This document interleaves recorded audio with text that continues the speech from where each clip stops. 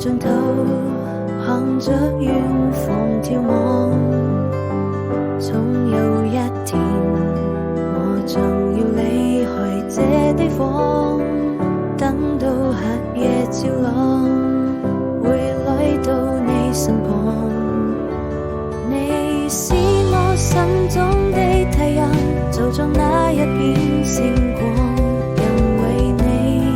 是夜空中閃耀的光芒，生活充滿力量，它在苦難中成長，現實的臂膀，尋找幸福的避風港，等待那一時曙光。我最愛的你在哪裡？在我耳邊響起，讓時